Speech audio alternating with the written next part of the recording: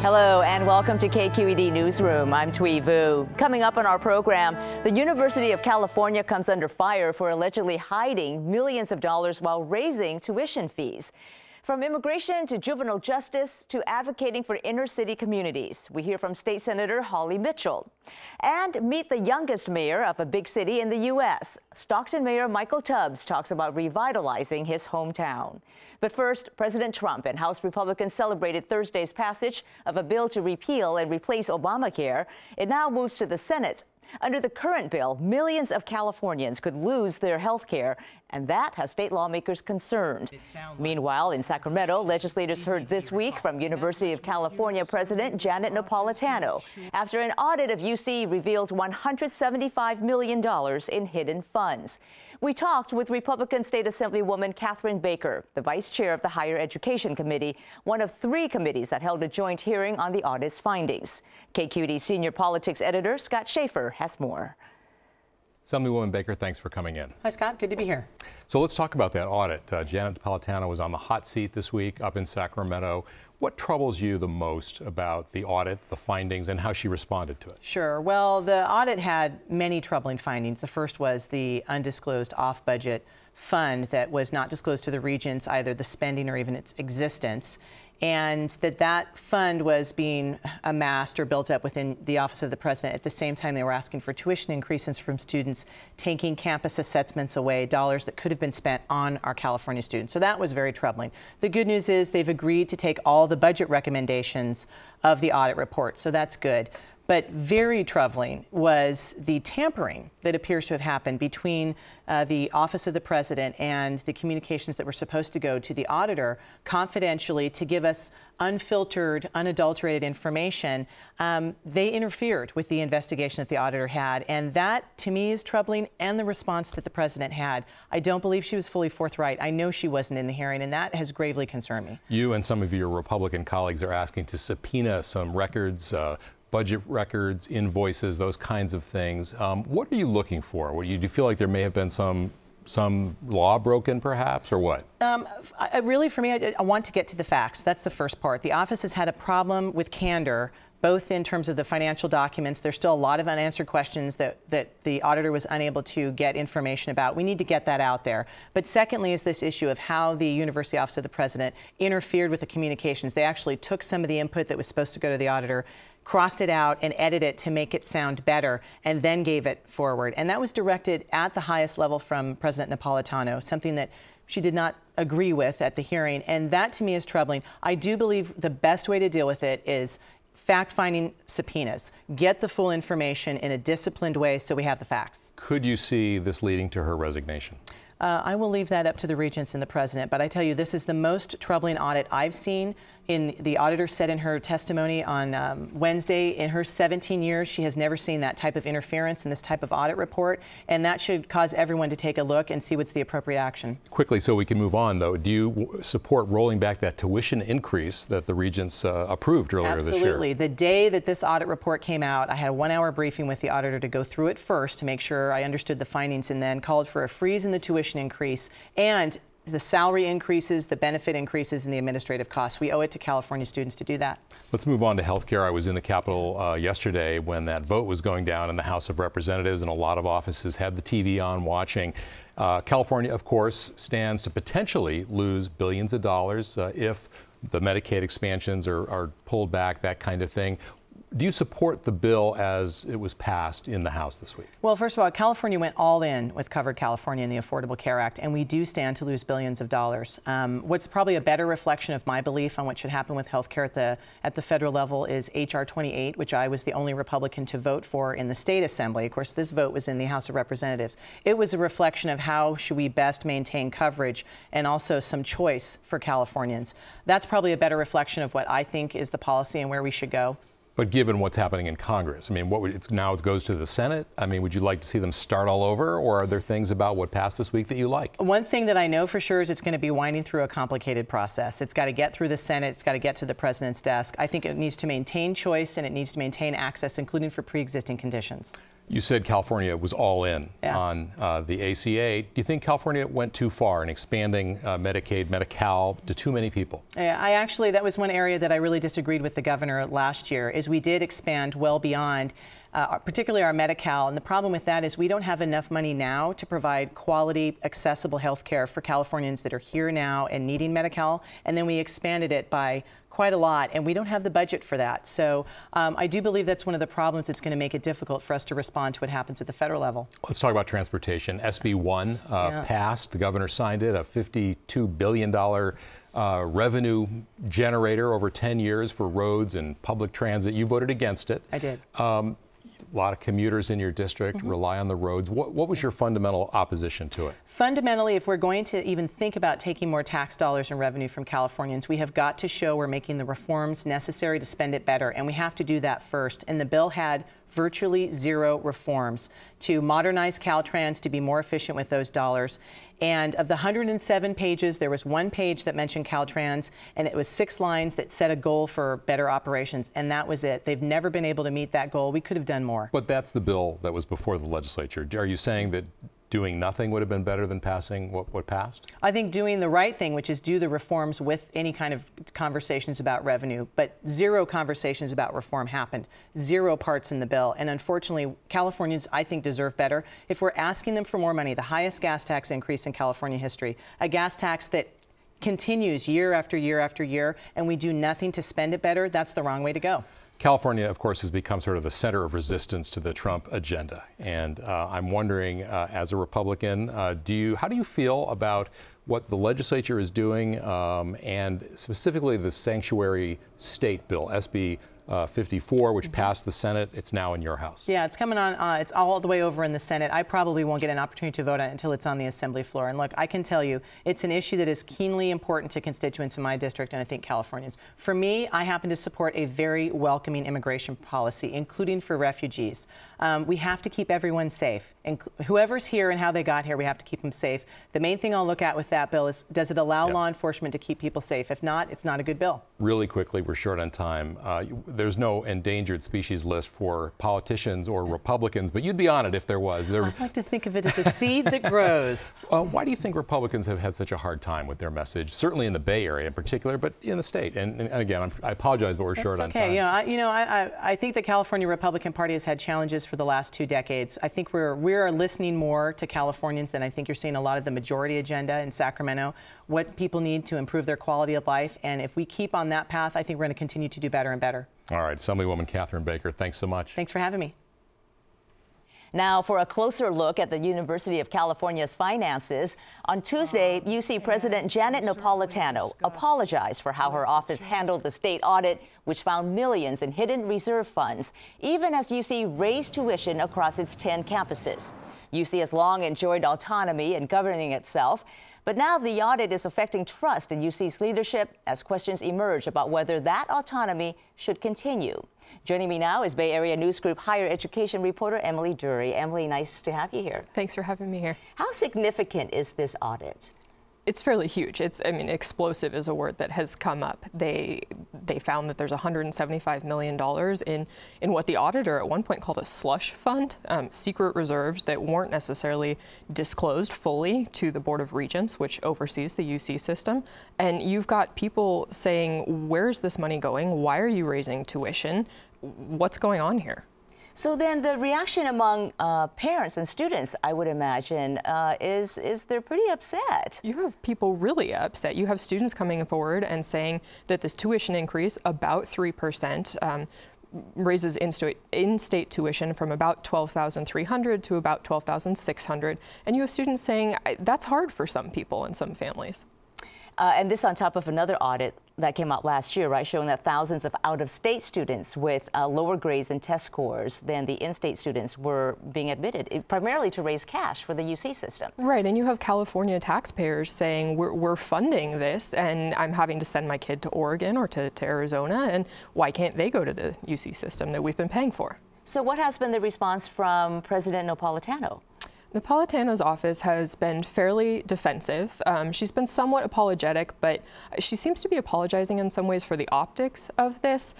They have said that the $175 million isn't fair. They say it's more like $38 million, and that the other funding is allocated for things like cybersecurity, protecting student data. But the auditor came back and said, no, I'm not buying it.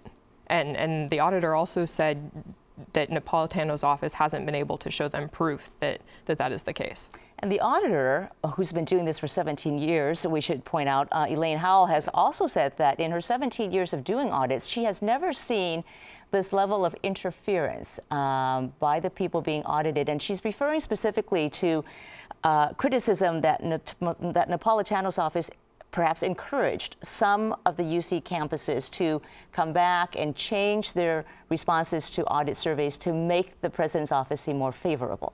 Right, and that is one of the more shocking allegations here, and not even allegations. I mean, I've seen the emails, and there's some proof there that campuses sent in their responses to a confidential survey, or what was supposed to be a confidential survey, to the UC president's office, and the president's office offered what they're calling suggestions to make those responses more favorable. The president's office said, oh, we just need to make sure everybody's on the same page, essentially. But the responses were changed pretty dramatically, and some of the criticisms of the UC president's office were cut out. And what got submitted to the state auditor was very different than what some schools initially wrote. And so now we have some lawmakers who are asking for subpoenas of those documents, including Assemblywoman Catharine Baker. Also, some lawmakers on both sides of the aisle are asking for a cancellation of the tuition hike. Right, you have people like Gavin Newsom coming forward, so absolutely both sides of the aisle. And Newsom is saying, you know, we can't raise tuition in light of this this audit and these findings, and we need some transparency around how UC is spending its money, what the budget looks like, and we can't hit students and families with that hike right now. And so how likely do you think that will happen, though, that the hike does not happen? Not necessarily likely. I think we need to wait and see, but the regents oversee the UC system, and the chair, Monica Lozano, has been fairly defensive of Napolitano and of the way the UC is run, and so I don't know how likely it is that they'll freeze that tuition hike. Okay, so now you have the UC President's Office, you have the Board of Regents, which oversees the President's Office. Who oversees the regents? How much impact or oversight does the legislature have on the UC system? Right, great question, and not a lot. The state, when the California Constitution essentially says that the UC is somewhat autonomous and that state lawmakers can make recommendations to the UC system, but the regents don't necessarily have to take those. That's very different than something like the California State University system, where lawmakers can pass statutes and the CSU system has to take those into account. UC can kind of say thanks, but no thanks. And so bottom line, do you think this audit could lead to UC losing some, if not all, of its autonomy? Possibly. I don't know how likely that is, but possibly. And you've seen some people calling for state lawmakers to really get in there, do an investigation, and potentially handle some of the budgeting process.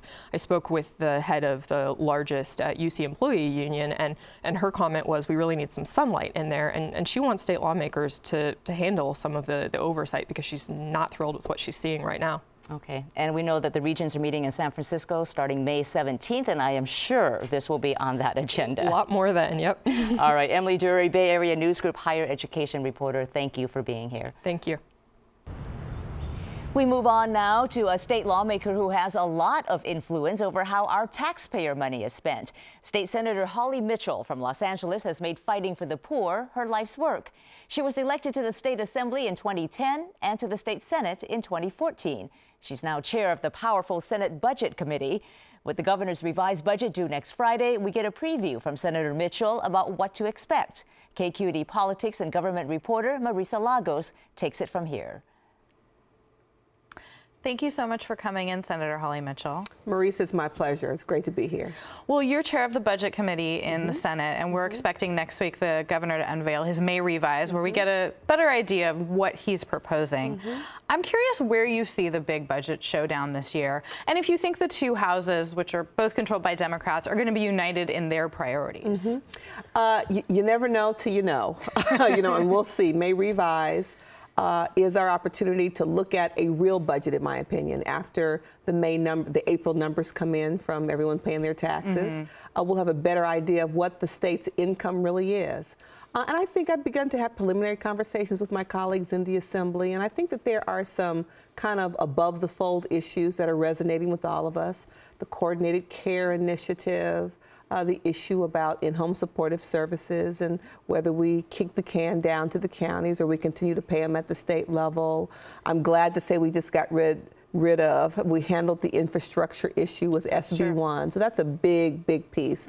But there will be any number of critical issues that we have to look at: health care, child care. So there are a number of issues that resonate, I think, with leadership in both houses. So one of the big legislative fights you've had in both the Assembly and Senate was a repeal of the maximum family grant rule for welfare recipients, CalWorks.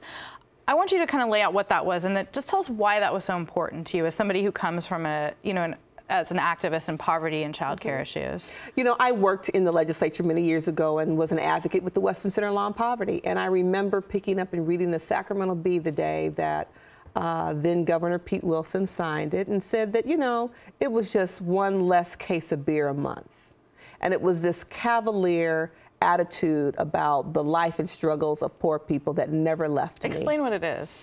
Maximum Family Grant, it was a budget deal during his administration that basically said if you're on CalWorks, you're receiving welfare, cash aid for your family, that if you have another child while you're on cash aid, your grant wouldn't be adjusted. It was a national kind of effort led by the Republican Party, who operated on the assumption that poor women had babies to increase their CalWorks check. And as I have said publicly repeatedly, I don't know a woman, and I don't believe she's been born yet, who would have another baby for an additional $109 a month. It was a failed policy. 15 states have overturned it over the last 20 years. And all it did in California was push already marginalized poor families deeper into poverty. And so it took us a number of years, but I'm very proud to say that we've removed it. It seems like your big legislative push this year is more around criminal justice issues. And I noticed that among a package you've introduced with some colleagues includes a lot to reform the juvenile justice system. Can you tell me about maybe a couple of those bills? I think the general voting public understands that building prisons and incarcerating people for longer periods of time it's not helpful. It doesn't work. It doesn't necessarily make our community safer, and it costs a great deal of money. And so we've seen the reverse. I've not seen that same kind of attitude in public policy shift when it comes to juveniles. And that's been made apparent in the policy committees that we've heard some of these bills so far. So we've got bills that say that if you're a minor, you can't waive your Miranda right. That we don't believe it's appropriate for children under 12 to go to jail. And so there's some fundamental issues where we say children are not pint-sized adults. They have different ages and stages of brain development, and we need to treat them accordingly. So another issue we've seen a lot of focus on in Sacramento this year is protecting immigrants, and particularly undocumented immigrants, given what's happening again in D.C. And I'm wondering, when you go out to your community, is that a concern you hear? No question. I represent Mid-City Los Angeles, Little Ethiopia. Large areas of my district are Latino residents and immigrants from other parts of this world. And I think fundamentally, my constituents and I recognize the value that the immigrant community brings to California in terms of our workforce and in terms of our diversity. Are you hearing about trade-offs? I mean, in terms of spending, or also these threats we've mentioned about, federal funding? Are people worried about money? People are worried about the threat. People are worried about living in a country that's based on the sweat equity of immigrants and what our country now looks like in the world's view. People are worried when they hear about ICE raids in courthouses and ICE raids at elementary schools. I co-hosted with the Black social workers a Know Your Rights workshop with ACLU. And the diversity of the people in that room looked like California. And people were asking questions on behalf of each community. And so people I think, have been shaken to their core about really not feeling connected with the new national focus on what it means to be an American, and are thrilled that the California legislature and their leaders are stepping up to defend basic human rights. Another big issue that you have been involved in is climate change policy. Again, some of that is under attack by President Trump. But there's also been this interesting sort of debate that's come up. It used to be sort of business versus environmentalist, right? And now there's a lot of concerns about environmental justice, that places in the inner city or more rural areas have really felt the effects of pollution and other problems. When I first ran for office, I have a son who's now 16, was 10. And when I was making my decision, he was about 8. And he made the most profound, had the most profound aha moment that public policy is not black and white. It's not you know, if this, then that kind of equation. We need jobs. We need communities that disproportionately are impacted by bad air through trucking or what have you. We need all of that to work in a symbiotic relationship. And so it's not if this, then that. And so the manufacturers are coming together with the environmental justice and the traditional environmental groups to have a different kind of conversation. And that is thrilling to me based on the district I represent. And so it's just not that elementary. We've got to come together and have meaningful conversations to target communities that have been disproportionately impacted, as well as recognize that those are the same communities that need the jobs the most. Well, thank you again for coming in today. It's been my pleasure. Turning now to Stockton, a city 80 miles east of San Francisco that made national headlines when it filed for bankruptcy protection in 2012. This November, the city made national headlines again when it elected Michael Tubbs as its first African-American mayor. At 26, Tubbs is also the youngest mayor ever to lead a large U.S. city. But his hometown is struggling with one of the highest crime and unemployment rates in the state. And joining me now is Stockton Mayor Michael Tubbs. Nice to have you here. Thank you so much for having me. Well, you have quite an impressive resume. You graduated from Stanford with bachelor's and master's degrees, a whole host of leadership awards, an internship at the White House, and you probably could have chosen to go anywhere, and yet you chose to go back to Stockton. Why? Well, I'm born and raised in Stockton, and growing up, so much of the narrative about being successful meant I had to leave Stockton. So that's what I did. But then when I was interning in the White House in intergovernmental affairs, every day my job was to work with mayors and council members nationwide. And I saw that at the local level, people were actually making a difference. So I thought that, okay, it's important to donate to good candidates locally, but I didn't really think I'd move back to Stockton. But then while still there, my cousin was murdered. And going back home, dealing with the pain and their anger and their hurt, but also realizing that for a lot of families, especially families from neighborhoods like the one I came from, that was almost a normal or part of life experience. I thought that all the awards, all the education had to be for something bigger than me. So that's why I decided I would go back to Stockton and run. And your own family background was pretty challenging. You were born to a teenage mother. Your father was incarcerated for much of your life. In fact, he's still incarcerated now. Tell us about that experience. I would say growing up that way, it's really why I'm interested in policy, because I realize that oftentimes when we talk about people nationally or locally that are poor or that might have criminal backgrounds, that we deny their humanity, we mix the nuance. We miss that people are incredibly resilient. I'm watching my mother sacrifice and work incredibly hard and not make excuses.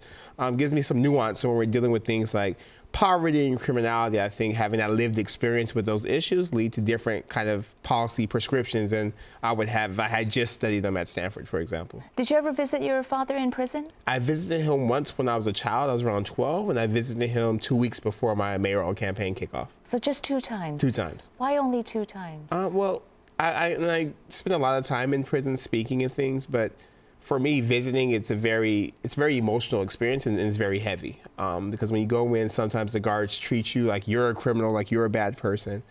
You have to go through all these searches. It's just, it denies humanity, in my opinion. And then the leaving is super hard because you spend this hour, this 30 minutes with someone you really love, and then you're left. And then on the bus back to the car, it's usually mothers and children who are crying, who are hurt, who are upset, or are loved ones. And it's just not, it's very emotionally jarring. So it takes a lot for me to go and visit. So how has that experience shaped your goals for your own life? I think for me, it really gave me a real determination as a child to make sure that I wasn't, quote unquote, a statistic. But then as I got older, I realized the ways in which policies and government decisions influence the micro choices that individual actors make. So then I thought, well, if I could help kind of reconfigure the system. So instead of pipelining people to prison or having neighborhoods redlined and filled with poverty and lack of opportunity, that we can actually create opportunities in those same communities so people can make the right choices. So if it wasn't for those experiences, I don't think I would be drawn to government, but it's really the most marginalized and poor folk that rely on government to work most efficiently. So I feel a special responsibility to do all I can to make sure it does that. And you were actually on the city council before you became mayor, and boy, talk about getting a ringing endorsement. Oprah Winfrey sent in a donation. How did that happen? Being in the right place and at the right time, I feel incredibly blessed by God. And so my senior year, while I was running, she happened to visit, and they had a luncheon. I had just studied abroad the previous year in South Africa. She had some girls from her South African Leadership Academy, and we were just having a lunch conversation. And one of the deans mentioned that I was running for city council, and she was like, who? And then they're like, him. And then when she spent 10 minutes grilling me about Stockton, interview style, like, tell me about Stockton, who supports you, who doesn't, how much have you raised? And at the end of that, she said, well, how do I write a check? And then a month later, a check came from Miss Winfrey, which is an incredible blessing, gave us a lot of momentum, a lot of attention. It happened really early. It happened in March, and that was months before the June primary or November. So for her to be an early investor and believe that early gave us a lot of momentum moving forward. Stockton certainly has its challenges. It's been out of bankruptcy for only a couple of years. It has high crime and unemployment rates. What are your top 3 goals to accomplish as mayor? Well, number one, on the violent crime front, 80% of our violent crime is done by less than 1% of the population. So we have a couple strategies in place. One is ceasefire, and there's another is for the 87 guys who drive our violent crime rate. What besides jails can we offer them, with an understanding that transitioning from a life of criminality and violence is not easy.